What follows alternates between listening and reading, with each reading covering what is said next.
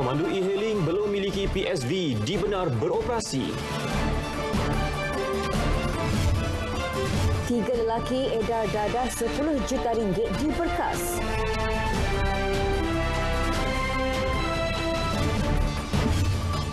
Tiga kilang haram di Pasir Gudang diserbu dan disita.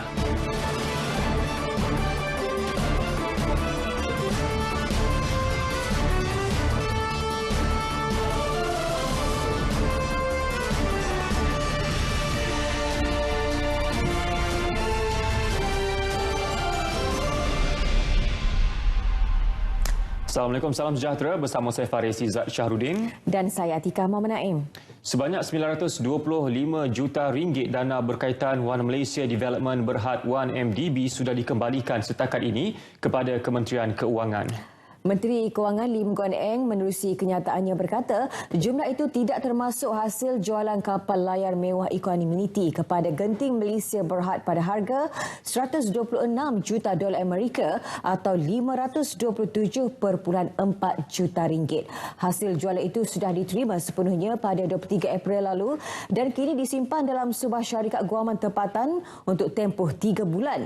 Ia bagi tujuan penyesuaian perbelanjaan penyelenggaraan kapal yang akan ditentukan melalui perintah mahkamah.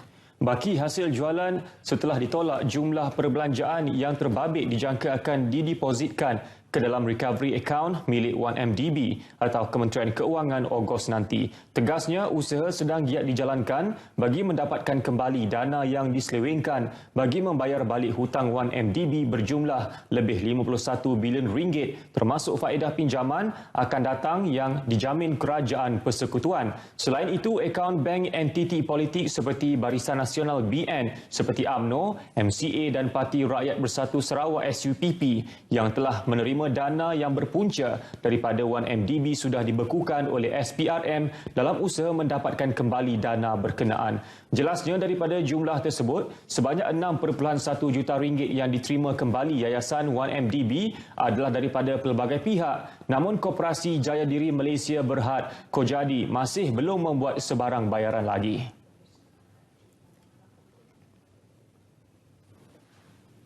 Kes lucut hak berkaitan kes 1MDB oleh Suruhanjaya Pencegahan Rasuah Malaysia SPRM. Mahkamah Tinggi Kuala Lumpur dimaklumkan UMNO Bahagian Pekan dan Pengerusi Biro Pendidikan Bahagian itu Ibrahim Awang Ismail memohon untuk membatalkan permohonan notis pelucutan hak tersebut. Perkara itu dimaklumkan oleh kedua-dua peguam mewakili responden masing-masing.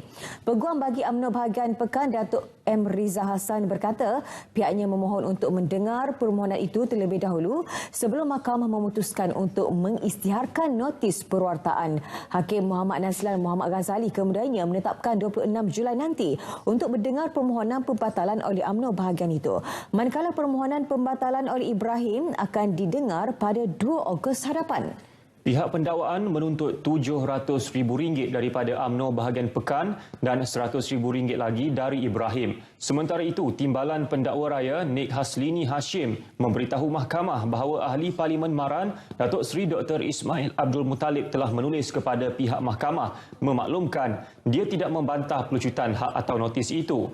Bagi kes ini, Hakim Muhammad Nazlan menetapkan 13 September 2019 untuk mengumumkan notis itu dan sebutan semula. Untuk kes Yayasan Rahah pula, pihak pendakwaan turut memaklumkan bahawa pihak yayasan menawarkan untuk menyelesaikan perkara itu tanpa melalui perbicaraan. Sebutan semula kes 26 Julai ini.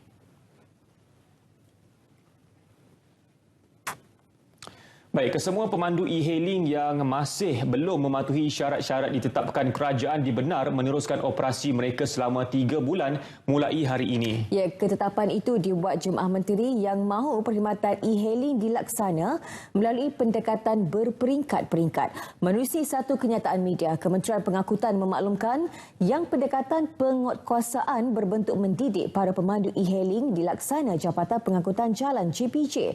Mana-mana pemandu yang memandu tanpa lesen kenderaan pengangkutan awam PSV atau memandu kenderaan yang tidak memenuhi syarat kenderaan akan diberi nasihat, pendidikan dan amaran akhir supaya melengkapkan semua peraturan terlibat.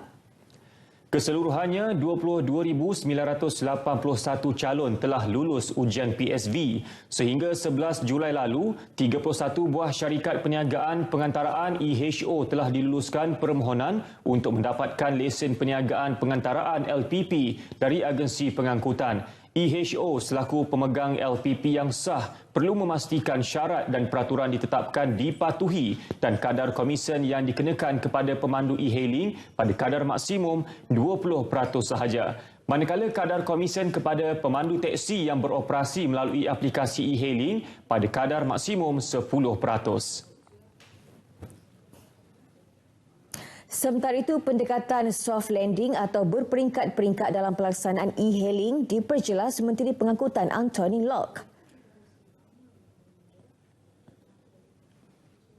Untuk tempoh masa 3 bulan mulai hari ini, mana-mana pemandu yang memandu tanpa lesen PSV ataupun pemandu kenderaan yang tidak memenuhi syarat kenderaan akan diberikan nasihat, pendidikan dan amaran terakhir supaya melengkapkan semua peraturan terlibat. Beliau ditemui pada sidang media mengenai status penguatkuasaan peraturan tersebut di Putrajaya. Menjalankan proses itu. Dan inilah selalu yang saya katakan, kita dah jaga. Baik, dalam pada itu Anthony menjelaskan penguatkuasaan peraturan dan syarat-syarat pendaftaran atau pelesenan perkhidmatan pengendali akan dilakukan sepenuhnya ke atas syarikat perniagaan pengantaraan EHO. Harapan beliau semua EHO dan pemandu e-hailing mengambil perhatian serius mematuhi semua peraturan yang ditetapkan dan tidak menunggu saat-saat akhir untuk mendapatkan lesen PSV. Yang dibenarkan hanya 20% maksimum dan tak boleh ada mana-mana tambahan komisen yang lain. Saya tahu ada syarikat EHO menggunakan pelbagai hela, mereka pakai nama lain. Dia bukan pakai komisen. Ada yang dipanggil 5% fee for manual accept or to compensate for further pickups or others. Ini tidak dibenarkan sama sekali. Everything maximum is only 20%. Kalau mereka mengenakan komisen bertambahan, tindakan akan diambil terhadap mana-mana syarikat EHO itu. 3 kilang di Pasir Gudang Johor yang dipercayai beroperasi secara haram diserbu dalam satu operasi pemeriksaan bersepadu. Ya, ketiga kilang terbabit disita dan dikenakan pelbagai tindakan atas pelbagai kesalahan yang dilakukan. Dan operasi dibuat susulan insiden gangguan kesihatan di Pasir Gudang sejak 20 Jun lalu. Pengarah Jabatan Alam Sekitar JS Johor, Wan Abdul Latif Wan Jaafar ketika dihubungi RTM berkata, sehingga pukul 5 petang semalam, 248 kilang telah diperiksa dengan 125 kompaun melibatkan buangan terjadual dikeluarkan, 10 kompaun efluen perindustrian serta 1 kompaun loji kumbahan. Turut dikeluarkan 59 notis arahan dan 11 perintah tahan operasi kelengkapan. Kilang-kilang beroperasi secara haram juga dikenakan tindakan pemotongan bekalan elektrik oleh Tenaga Nasional Berhad TNB. Operasi turut disertai Menteri Tenaga, Sains, Teknologi, Alam Sekitar dan Perubahan Iklim, Yeo Bee Yin. Sementara itu, Jabatan Alam Sekitar JS Johor menggantung lesen operasi sebuah kilang kitar semula logam dan e-waste di kawasan perindustrian 2 Segamat Johor. Ya, selepas pemeriksaan mendapati pencemaran udara di beberapa kawasan di daerah itu berpunca daripada penambahan sistem pemprosesan logam tanpa kebenaran JAS. Esko Kerajaan Tempatan Kesejahteraan Bandar dan Alam Sekitar Johor, Tan Chen Shun dalam kenyataannya berkata, penambahan itu melanggar peraturan-peraturan Akta Kualiti Alam Sekeliling 1974. Sebelum itu, operasi dijalankan JAS Johor, Cawangan Muar, Jabatan Penguatkuasaan dan Bahagian Pelesenan Majlis Perbandaran Segamat MPS bersama PDRM. Ia susulan pencemaran udara yang menjejaskan penduduk di Kampung Kuangsai, Tenang dan Labis.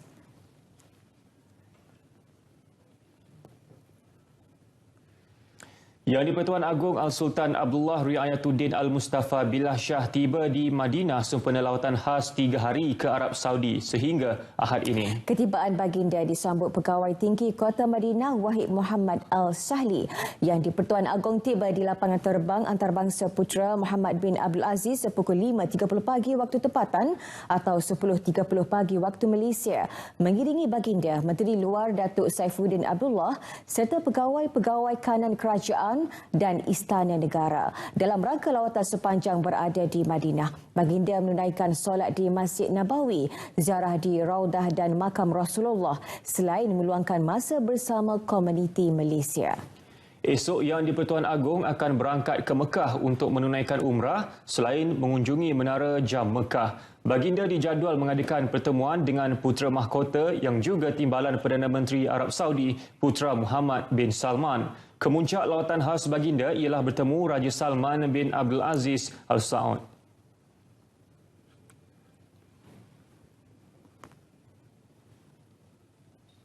Keselamatan jemaah haji Malaysia sentiasa menjadi keutamaan pengurusan tabung haji, terutama ketika mereka berulang-alik mengerjakan ibadah di Masjidil Haram. Ya, dua elemen utama yang dilaksana ialah penggunaan warna lanyard jemaah yang berbeza serta rondaan pasukan keselamatan selama 24 jam di kawasan sekitar masjid bagi mengelakkan jemaah tersesat. Laporan musim haji 1440 Hijrah bersama Syarif Sarapudin. Kita saksikan. Sana saban tahun terbukti berkesan bagi membezakan jemaah mengikut maktab penginapan. Selain warna mengikut maktab, jemaah yang baru tiba ke Mekah dan mengerjakan umrah pertama pula akan diberikan lanyard berwarna oranye mewakili zon penginapan masing-masing. Ketua Rombongan Haji Datuk Seri Said Saleh Said Abdul Rahman memaklumkan terdapat 14 bangunan disewa TH sebagai hotel penginapan yang masing-masing terletak dalam lingkungan 600 hingga 900 meter dari Masjidil Haram. Semua bangunan itu dibahagikan kepada 4 zon, iaitu Zon A, Shu'aib Amir, Zon B, Ajiad, Zon C, Hafair dan Zon D, Miss Falah. And that is also one way of kita nak head count dia orang lah, untuk pastikan berapa ramai yang keluar, berapa ramai yang balik semula. Dan untuk umrah kali pertama juga, bagi mereka yang memerlukan kerusi roda, kita akan menganjurkan mereka secara berasingan dengan petugas-petugas yang lebih ramai untuk memberi tumpuan dan bantuan. Baik, sistem lanyard ini sudah digunakan sebelum ini dan ia ternyata memberikan satu kelebihan kepada pihak petugas untuk membezakan identiti jemaah mengikut zon dan juga maktab masing-masing. Kalau anda tengok sampai saya Syamsul memakai, ini yang berwarna hijau muda ini adalah lanyard untuk petugas. Maksudnya semua petugas memakai warna ini. Dan ini adalah untuk jemaah. Jemaah kita tahu ada 9 maktab, jadi mereka akan diberikan lanyard yang ada 9 warna yang berbeza. Maksudnya kalau kita tengok warna ini untuk maktab mana, warna lain untuk maktab yang lain pula. Jadi ini untuk jemaah haji. Dan yang saya pakai ini pula yang berwarna oranye ini adalah ketika jemaah tiba di Mekah buat pertama kali, mereka akan mengerjakan umrah pertama mereka. Jadi untuk membezakan mereka mengerjakan umrah pertama ataupun umrah-umrah secara bersendirian, maka mereka akan diberikan lanyard yang berwarna oranye. Dan lanyard ini kalau kita tengok ada zon-zon tersendiri, zon A, zon B, zon C dan juga zon D. Jadi bila petugas-petugas berada di Masjidil Haram, mereka akan tahu, oh jemaah ini adalah dari zon D dan mereka dapat memberitahu jemaah untuk pulang ke kawasan zon masing-masing dan ini mengelakkan jemaah kita daripada tersesat. Selain lanyard, pasukan peronda keselamatan yang dikenali sebagai lipan bara juga memainkan peranan penting bagi membantu jemaah yang tersasar. Jadi pasukan peronda juga berperanan untuk memberi pandu arah kepada para jemaah haji untuk balik semula daripada masjid ke bangunan penginapan masing-masing. Jadi dengan adanya lanyard ini, para pasukan peronda akan mudah untuk mengenal pasti inilah kumpulan jemaah haji yang melakukan umrah pertama. Jemaah juga dinasihatkan agar tidak ke masjid secara bersendirian di awal pagi dan memakai lanyard serta gelang tangan yang dibekalkan kepada mereka setiap masa. Jadi saya harap bahawa para jemaah haji menjaga keselamatan mereka, menjaga keselamatan barang-barangan mereka dan eloknya jalanlah bersama dengan rakan-rakan yang lain secara berkumpulan ke masjid dan juga balik ke masjid. Syahril Serapuddin, Mekah Al-Mukarramah, RTM. Penyertaan Haji Cilik atau Little Hajj 2019 menunjukkan peningkatan tahun ini. Program tahunan anjuran Little Khalif International Sudah Berhad LCISP itu menerima lebih 11,000 penyertaan berbanding sekitar 9,000 penyertaan tahun lalu. Peningkatan memberangsangkan itu menjadi penyuntik semangat pihak penganjur untuk mengembangkan program berkenaan ke skala lebih besar tahun depan. Dan insya-Allah kita berazam untuk meningkatkan lagi penyertaan. Cumanya yang terlibat dalam manasik haji ini adalah pelajar-pelajar Little Khalif berumur 6 tahun. Pada masa-masa hadapan kita akan mengembangkan perkhidmatan kita dalam Little Hajj ini kepada pihak-pihak sekolah rendah dan pihak-pihak luar dan sebagainya supaya masing-masing dapat melalui pengalaman simulasi haji. Ketua Pegawai Eksekutif LCISP Roslan Nordin menyatakannya pada program simulasi Little Hajj 2019 di Kompleks Angkatan Pertahanan Awam Malaysia, Langkawi. 16 kanak-kanak 6 tahun dari Tadika Little Khalif Langkawi merasai pengalaman mengerjakan haji yang kali kedua diadakan di Pulau Legenda itu. Pelaksanaan subsidi petrol RON 95 secara bersasar kini dalam proses akhir untuk dimuktamadkan. Tarikh pelaksanaannya yang sepatutnya sudah bermula pada suku kedua tahun ini dianjakkan bagi memastikan mereka yang benar-benar layak menerimanya selain tiada yang tercicir. Menteri Perdagangan Dalam Negeri dan Hal Ehwal Pengguna Datuk Seri Saifuddin Nasution Ismail yakin subsidi petrol RON 95 bersasar itu akan dapat dilaksana tahun ini juga hasil kerjasama kementeriannya dengan Kementerian Kewangan.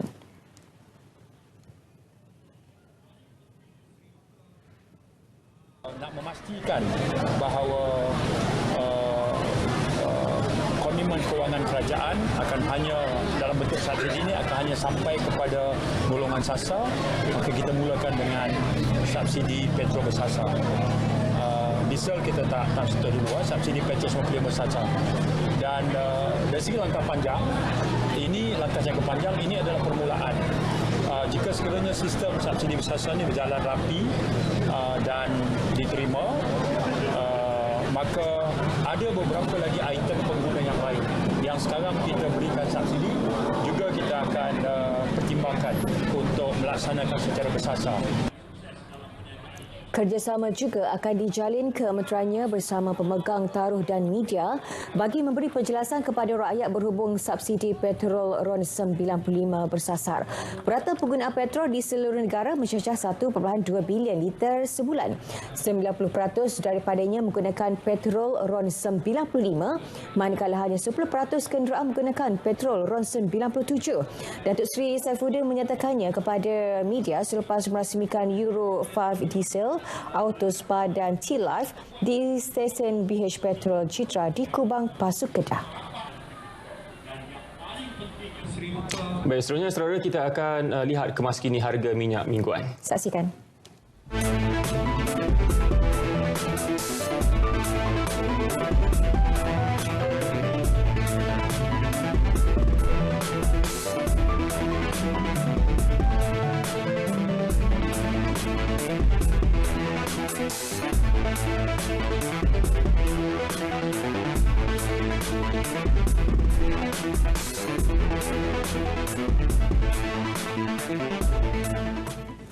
Kehadiran murid-murid orang asli di 98 buah sekolah rendah mencatat 89.48% pada tahun ini sehingga 30 Jun lalu. Ia peningkatan sebanyak 3.23% berbanding catatan 86.25% pada 2016. Timbalan Menteri Pendidikan Teo Ni Ching berkata kementeriannya menetapkan indeks prestasi KPI untuk kehadiran murid orang asli pada tahun ini pada sasaran 90%. Beliau yakin peratusan itu dapat dicapai apabila kementerian melaksanakan program transformasi pendidikan orang asli yang hasilnya telah menampakkan peningkatan kehadiran pelajar orang asli ke sekolah tahun ini. Salah satu program yang kita telah lancarkan pada awal tahun adalah program Jagna, di mana kita menggalakkan, kita tak wajibkan, tetapi kita menggalakkan guru-guru untuk buat lawatan ke rumah budak-budak kita supaya kita boleh memahami isu kenapa budak tak datang ke sekolah dan supaya ibu bapa juga faham kepentingan pendidikan kepada anak-anak kita. Ini program kita memang terpulang kepada pihak sekolah untuk anjur, untuk rancangkan, tetapi ini merupakan salah satu inisiatif baharu di mana kita harap kita boleh rapatkan lagi hubungan di antara sekolah dengan ibu bapa kerana pendidikan ini tanggungjawab bersama. Peratus transisi murid orang asli dari tahun 6 ke tingkatan 1 juga meningkat pada 75.17% pada 2019 berbanding 73.14% pada 2017, peningkatan 3.23%. Tio melakukan lawatan kerja ke Sekolah Kebangsaan Bukit Bangkong A, Sungai Pelik, Sepang.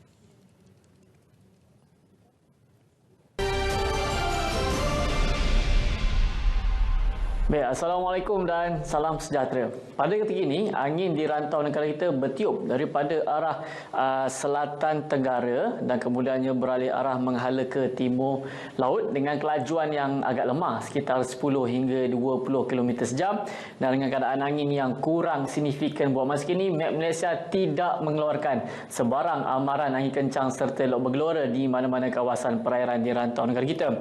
Jika diperhatikan melalui paparan carta angin ini, terdapat juga kawasan penumpuan angin di utara semenanjung Malaysia dan juga di negeri Sabah yang mana ianya adalah kondusif bagi pembentukan awan aktif yang boleh membawa keadaan cuaca lembap seperti hujan dan juga ribut petir. Bagi melihat keadaan ini lebih terperinci, kita beralih ke paparan gemar radar. Pada ini jelas menunjukkan hujan beserta ribut petir kini berlaku di utara dan juga di pantai timur semenanjung Malaysia melibatkan negeri Kedah, utara negeri Perak, Kelantan dan juga di Negeri Kanu, dan kita jangkakan ianya akan berlanjut sehingga ke awal pagi nanti. Di negeri Johor dan juga selatan negeri Perak buat masa kini mengalami hujan di 1-2 tempat. Kita jangkakan ianya akan beransur reda dalam tempoh 1 hingga 2 jam lagi.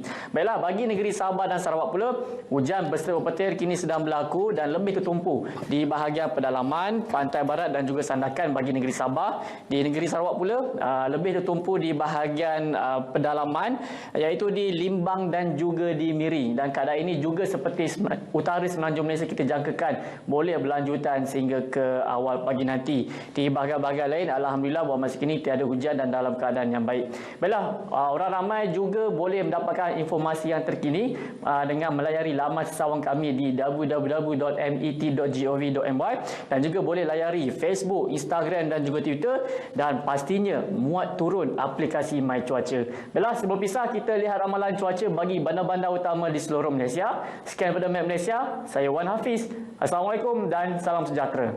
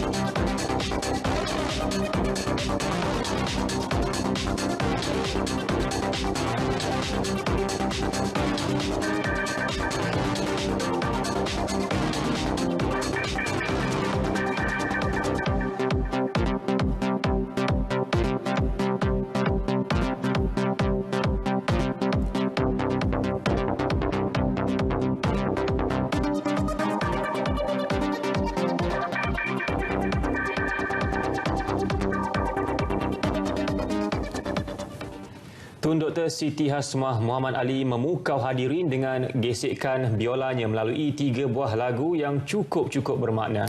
Ya, tambah istimewa persembahan pada Majlis Haiti Amal Yayasan Universiti Multimedia YUM itu dipersembah pada hari ulang tahun kelahiran beliau ke-93 hari ini. Ya, ia disambut hanya 2 hari selepas sambutan ulang tahun ke-94 suami beliau yang juga Perdana Menteri Tun Dr. Mahathir Mohamad.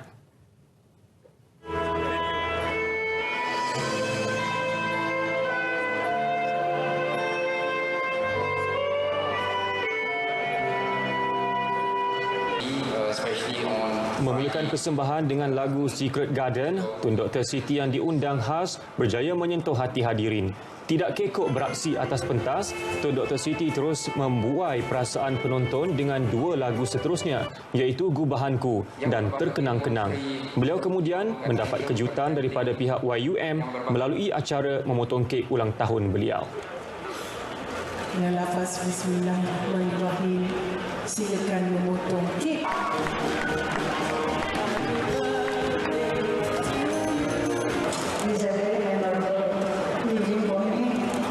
Mantan Chancellor MMU, their secretary with all of them.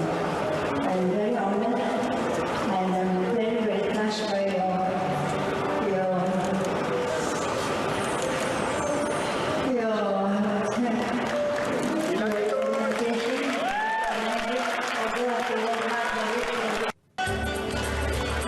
Terdahulu, Tun Dr. Siti yang pernah menjadi Chancellor Universiti Multimedia menerima penyerahan dana wakaf ilmu daripada penaja kepada YUM.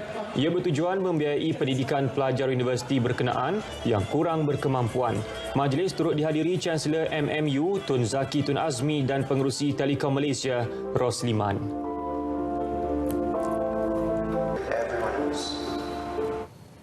Pertemuan Sultan Johor Sultan Ibrahim Sultan Iskandar dengan Presiden Filipina Rodrigo Duterte di Istana Malacanang, Manila, Filipina membuka lembaran baharu hubungan kerjasama antara Johor dan Filipina. Ya, melalui laman Facebook rasmi Sultan Ibrahim Sultan Iskandar, baginda bertitah cadangan kerjasama itu bakal merancakkan ekonomi Johor Filipina.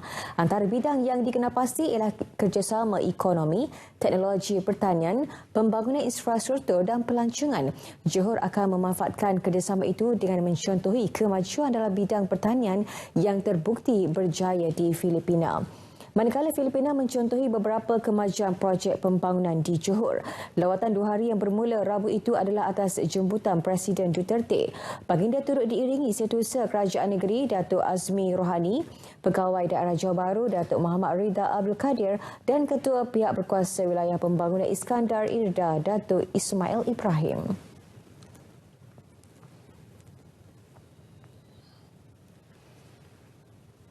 Polis berjaya menumpaskan sindiket pengedaran dan pemprosesan dadah didalangi 3 suspek warga tempatan dalam 5 operasi berasingan di sekitar Kuala Lumpur dan Selangor 10 Julai lalu. Pemangku Pengarah Jabatan Siasatan Jenayah Narkotik JSJN Bukit Aman, Datuk Kamarul Zaman Mamak berkata, hasil serbuan polis merampas pelbagai jenis dadah bernilai hampir 10 juta ringgit. Antara dadah yang dirampas termasuk syabu, pil ekstasi, serbuk dan cecair dadah disyaki ketamin, cecair disyaki dadah, daun kering disyaki dadah serta pelbagai jenis bahan kimia.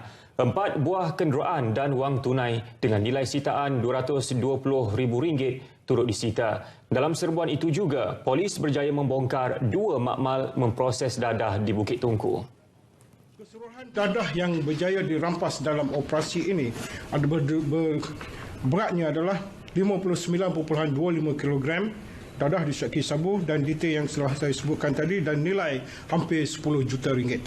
Nilai dadah yang dirampas.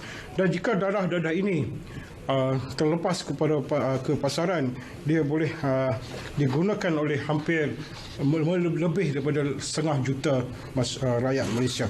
550,000 pengguna ataupun penagih. Dalam sidang media itu, Datuk Kamarul Zaman berkata, pihaknya percaya kesemua suspek aktif menjalankan kegiatan terbabit sejak 2 bulan lalu untuk pasaran tempatan dan negara jiran. Hasil pemeriksaan mendapati ada antara suspek pernah ditahan beberapa kali atas kesalahan penyalahgunaan dadah. Kesemua suspek direman di bawah Seksyen 117 Kanun Prosedur Jenayah. Kes disiasat di bawah Seksyen 39B Akta Dadah Berbahaya 1952.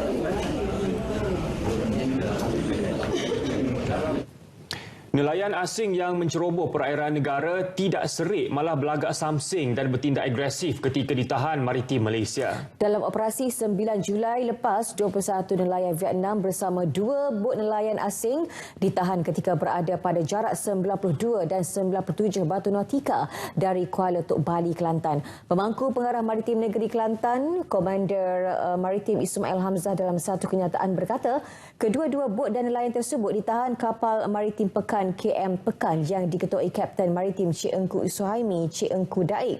KM Pekan mengambil masa 4 jam untuk menahan bot kedua yang bertindak agresif dan enggan bekerjasama. Malah bot tersebut beberapa kali melanggar bahagian sisi KM Pekan dan cuba menyekat pergerakan KM Pekan.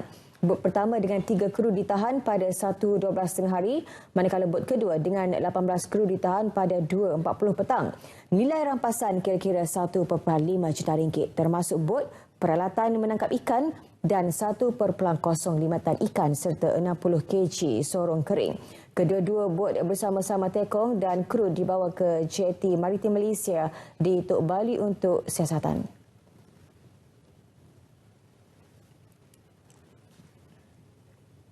Hanya 4 bot pukat tunda menceroboh perairan Kuala Perlis tahun ini yang dikesan Maritim Malaysia, bukan lebih 50 buah seperti dakwaan nelayan tempatan. Yang punca kekangan operasi pihak berkuasa iaitu Tonto yang dipercayai bekas tekong dan pemandu bot sekitar perairan itu. Mereka menggunakan pelbagai kaedah termasuk menggunakan pesanan ringkas melalui voice note dan kod rahsia. Pengarah Zon Maritim Kuala Perlis, Komander Maritim Nurul Azmi Zakariah mengesahkan Tonto terlibat mendapat upah sehingga ribuan ringgit untuk setiap maklumat yang disampaikan. Macam lampu rumah tu kita boleh perasan lah. Dia punya lampu tu akan stiff ataupun terang saja. So kita akan tengok dalam 1 jam tu begini cara lampu dia. Mungkin kelip padam kelip. So kita mungkin buat kapal lampu tu rosak. Tapi once kita keluar, macam-macam lampu akan keluar dan juga macam-macam corak lampu yang ada. So kita suspek itu salah satu kod lah untuk Tonto ni bagi maklumat passing ataupun menyerahkan maklumat tu kepada yang berkaitan lah. Justru Maritim Malaysia terus memperkukuh penguatkuasaan melalui beberapa teknik baharu dengan memanfaatkan aset sedia ada. Sarawak Breast Cancer Support Group SBCSG bakal mewujudkan sebuah halfway home kucing. Tempat persinggahan ini bertujuan menerima pesakit dan ahli keluarga sementara menunggu pesakit yang menghidap kanser payudara mendapat rawatan di hospital berkedatan. Perkara tersebut dimaklumkan Presiden SBCSG Datin Juriah Sulehan pada Majlis Rumah Terbuka Gawai Raya 2019 baru-baru ini.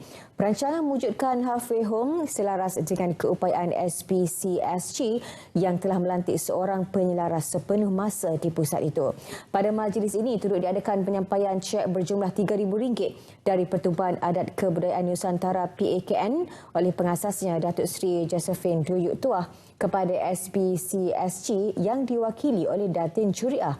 Turut hadir penasihat SBSCG Datuk Dr. Zulkifli Jantan, penasihat Pertubuhan Adat Kebudayaan Nusantara PAKN Tunku Azwil dan Ketua Penyelia Jurawat Pusat Jantung Sarawak Puan Hajah Sariah Wahid.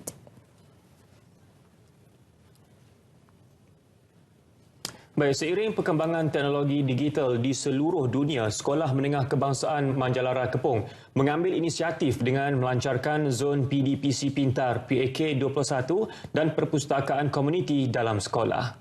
Ya, program ini merupakan program bersama komuniti dalam memertabatkan sekolah itu ke arah berteknologi tinggi.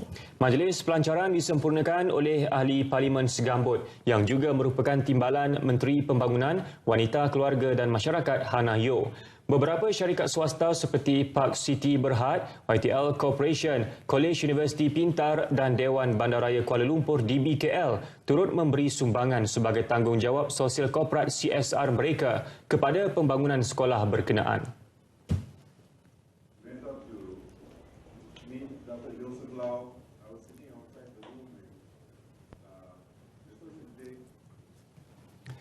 Misi Mercy Malaysia membantu segelintir penduduk di Kuala Krai, Kelantan yang berdepan masalah mendapatkan bekalan air bersih berjaya mencapai matlamat.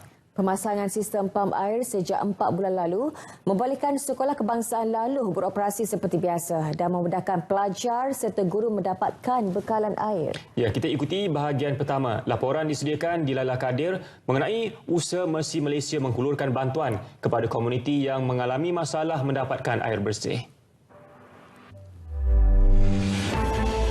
Sekolah Kebangsaan Laluh dilanda banjir 4 tahun lalu menyebabkan kerosakan sistem pam air yang menjejaskan aktiviti guru dan pelajar. Masalah itu menyebabkan sekolah berkenaan ditutup beberapa kali berikutan ketiadaan air.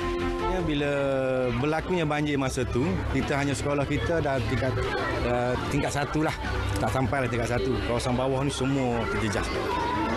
Semua terjejas, termasuk semua alatan yang bawah ni semua terjejas. Sistem air semua terjejas kita di sini. Sebenarnya kita kawasan tinggi kan. Bila kita berada di kawasan tinggi, biasanya tekanan air tu tak berapa nak tinggi lah. Kan, tak berapa nak tinggi. Tambahan pula kita pun duduk sekitar Laluh ni semua guna air, punca air yang sama. Mercy Malaysia kemudian tiba bagi membantu pihak sekolah mencari penyelesaian menerusi sistem penuaian air hujan dan telaga dalam. Namun ia gagal menyebabkan Mercy Malaysia mencuba kaedah pam air dan membina 2 tangki bagi kegunaan pelajar dan guru. Setakat ini alhamdulillah benda tu berjalan dengan baik lah. Kita pakai sistem pam daripada Kelantan Water tu, daripada main pipe masuk ke tangki dan kita pam ke tangki bumbung. Setakat ni benda tu berjaya lah. Rasanya dah settle lah. Masalah air tu okey dah. Tidak lagi kena catu air dan juga tidak ada masalah dah. Dah boleh pakai sekolah? Semua memang semua boleh pakai dah. Air saya rasa dalam 90% dah okey dah. Tinjauan semula Mercy Malaysia ke Sekolah Kebangsaan Laluh mendapati murid-murid kini boleh menimba ilmu tanpa gangguan dan selesa tanpa masalah mendapatkan air bersih. Lila Kadir, RTM.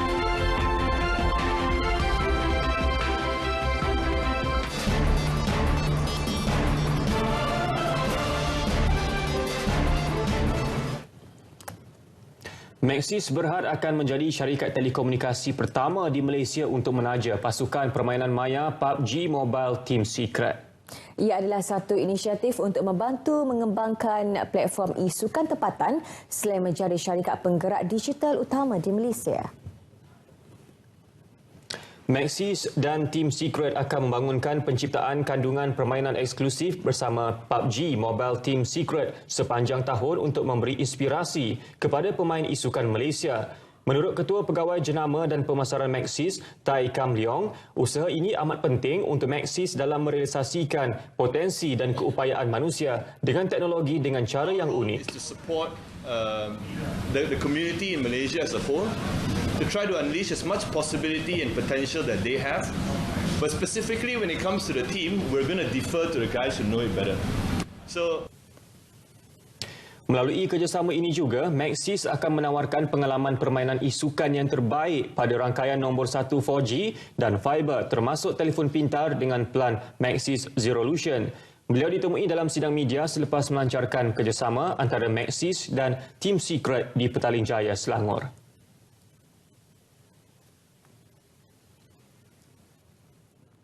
Alternatif pembiayaan untuk pemilikan rumah pertama, terutamanya bagi golongan belia seperti kaedah sewa beli, wajar diberi perhatian.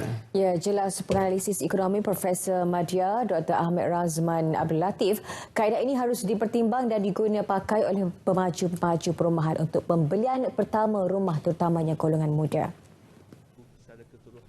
Pada satu tempoh yang tertentu. Jadi konsep masyarakat Mutanah Kisah ini tidak memberi bebanan kepada pemilik rumah untuk buat pinjaman dan membayar kadar bunga yang tinggi setiap bulan, tetapi hanya menyewa mengikut kadar sewa tempatan ataupun sekitar rumah tersebut. Dan ini adalah satu platform yang harus juga diambil kira oleh kerajaan, konsep sewa beli ataupun yang dipanggil masyarakat Mutanah Kisah.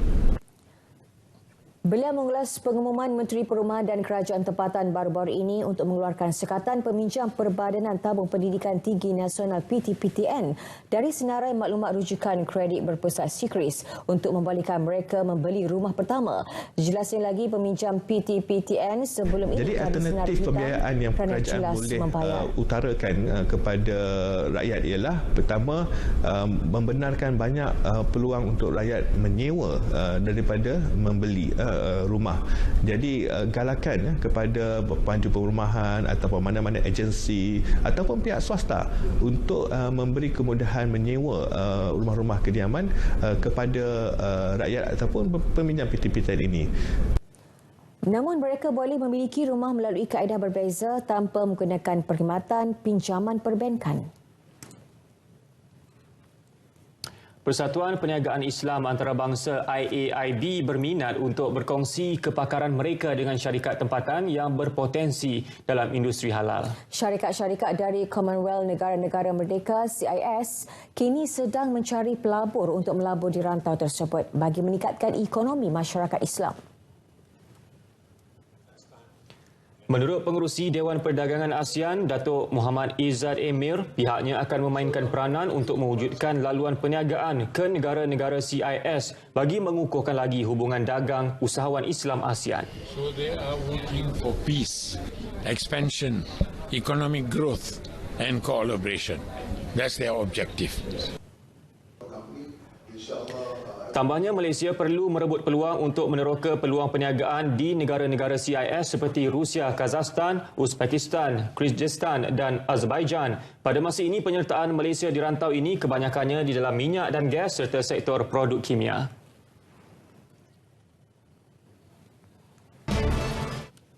Assalamualaikum dan salam sejahtera. Beregu lelaki utama negara, Aaron Chia So Woo Yik disasarkan untuk mencapai ranking 8 terbaik dunia sebelum Tamasya Olimpik 2020. Menurut ketua jurulatihnya, Paulus Firman, bukan tidak puas hati dengan pencapaian pasangan itu yang berjaya memecah tembok ranking 10 dunia buat pertama kali, tetapi untuk lebih selesa di Olimpik kelak. Kelompok 8 terbaik adalah lebih terjamin. Berdasarkan kedudukan ranking dikeluarkan Persekutuan Badminton Dunia BWF, semalam Aaron Chia So Woo Yik melonjak satu anak tangga untuk berada di kedudukan 10 dunia. Bagaimanapun, pengendali utama Jabatan Beregu Lelaki Kebangsaan Paulus Firman tuntut kedua-duanya supaya bekerja keras daripada sekarang mengumpul mata sebanyak mungkin andai impikan kedudukan selesa di Tamasya Olimpik nanti. Dalam top 15 ya kan, kita boleh masuk slowly. Harusnya sebelumnya harusnya sih yang saya mau kan boleh masuk top 8 kan ya sebelum start Olimpik lah. Tapi kan bukan senang kita kejarnya karena kita berada dalam, especially untuk Aaron, dia pun jauh kan. Baru sekarang boleh masuk dalam top 10. Ini kan perlu masa lagi ya kan, karena different point-nya agak besar. Pun begitu, ketua jurulatih dari Indonesia itu akui, ia bukan tugas mudah buat Aaron dan Woo Yik. Menyentuh mengenai cabaran terbuka Indonesia minggu depan, Aaron, Woo Yik yang diundi bertemu juara dunia dan pasangan nombor 3 dunia, Lee Junhui, Liu Yu Chen dari China seawal pusingan pertama, Paulus bagaimanapun tidak meletakkan harapan menggunung kepada mereka. Untuk rekod, dalam 3 pertemuan sebelum ini, pasangan negara itu tewas semua perlawanan menentang Junhui, Yu Chen dengan kali terakhir ketika saingan Piala Sudirman 2019 Mei lalu.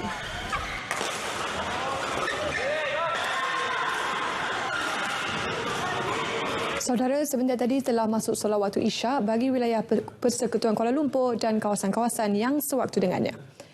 Menjelang persaingan PUBG Mobile Club Open PMCO Spring Global 2019 yang dijadualkan pada 26 Julai ini di Berlin, Jerman.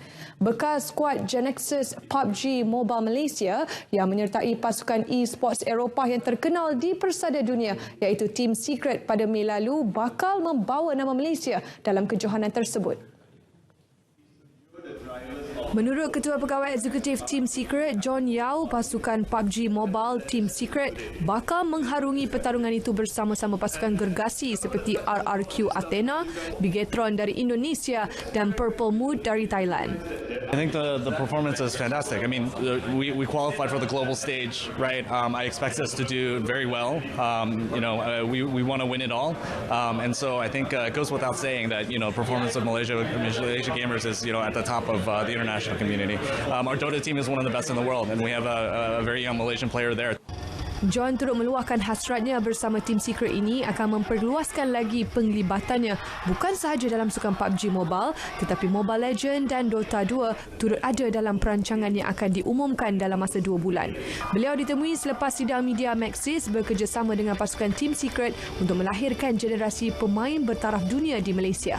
Melalui kolaborasi ini, Maxis dan Team Secret juga akan membangunkan penciptaan kandungan permainan eksklusif bersama PUBG Mobile Team Secret sepanjang tahun untuk memberi inspirasi dan menaik taraf pemain Malaysia sehingga ke pentas dunia.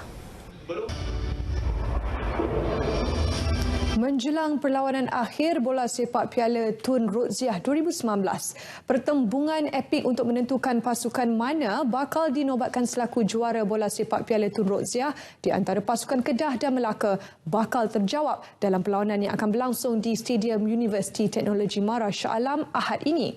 Kedah turun selaku juara bertahan walaupun dibarisi ramai pemain muda, manakala Melaka ingin menebus kekecewaan selepas tumpas di tangan Kedah tahun lalu. Jelas jurulatih hijau kuning Muhammad Zulkifli Jaafar pasukannya tidak meletak harapan tinggi tahun ini selepas membariskan hampir 80% pemain muda yang kurang berpengalaman dan hanya dibentuk 5 bulan sebelum kejohanan bermula. Kita ada time, kita ada masa training lama. So kita punya game plan pun lain. Kita lebih pada passion football. So untuk tahun ni kita nak passionkan football tu dalam 3-4 bulan tu agak susah lah. Jadi depend pada keadaan opponent dan kesesuaian player yang kita ada. So kita akan ubah sedikit strategi daripada tahun lepas lah. Itu. Tambah Zulkifli, Melaka merupakan pasukan pilihan tahun ini dengan membariskan ramai pemain yang berkaliber dan berpengalaman serta mempunyai corak kawalan bola yang kemas. Ini dapat dilihat ketika peringkat 5 di mana pasukan Kedah tumpas 0-3 di tangan Melaka. Sementara itu, bagi jurulatih Melaka, Jamil Hassan menegaskan bahang perlawanan akhir sememangnya tinggi memandangkan pihak pengurusan Persatuan Bola Sepak Melaka meletakkan KPI tinggi tahun ini dengan menyasarkan membawa pulang piala berprestij itu ke bumi Melaka. Jadi bagi pihak Melaka memang kami target untuk tahun ini. Jadi daripada segi pemain-pemain baru yang Kedah turunkan mungkin mendatangkan sedikit masalah lah. Tapi insya-Allah kalau kami kekalkan permainan kami pada perlawanan separuh akhir apabila bertemu dengan pasukan PDRM, apa yang disarankan oleh pihak jurulatih, kalau pemain-pemain ikut arahan, insya-Allah kita tak ada masalah untuk menjuari pada tahun ini. Tambah beliau, Melaka tetap tidak memandang rendah dengan barisan pasukan Kedah kerana mereka mampu membuat kejutan luar jangka di setiap posisi. Beliau turut menegaskan pemainnya yang mengalami kecederaan boleh beraksi di pentas final dan hampir sembuh sepenuhnya. Mereka berkata demikian kepada Wisma FAM di Kelana Jaya. Tinjauan RTM mendapati kesemua pemain menjalani latihan terakhir di padang penjara Alustar sebelum berlepas ke Shah Alam hari ini. Jurulatihnya Zulkifli Jaafar optimis Kedah mampu mengekalkan kejuaraan yang dimenangi tahun lalu berdasarkan prestasi semasa dan semangat pemainnya. Bagaimanapun, skuad Melaka bukanlah lawan yang mudah kerana dibarisi beberapa pemain kebangsaan dan Kedah pernah tewas 0-3 semasa perlawanan di peringkat kumpulan. Kita dah ready dah. Kita pun nak main final ni tak ada tekanan, tak ada apa, just kita main game kita, just enjoy the game lah. Penyokong dan peminat setia hijau kuning yang tinggal di Lembah Kelang dijemput hadir ke Stadium UiTM Shah Alam untuk memberi sokongan kepada skuad bola sepak wanita Kedah. Pada aksi final musim lalu, Kedah berjaya menjulang trofi Tun Sharifah Roziah menewaskan Melaka 2-0. 98 edisi Jumaat 12 Julai berakhir di sini. Hari ini genap usia 93 tahun isteri kepada Perdana Menteri Tun Dr. Siti Hasmah Mahmud Ali. Dan semoga Tun Dr. Siti Hasmah terus diberikan kesejahteraan untuk terus menyokong Perdana Menteri Tun Dr. Mahathir Mohamad membawa Malaysia ke depan. Dengan itu, Assalamualaikum. Salam hormat, jumpa lagi.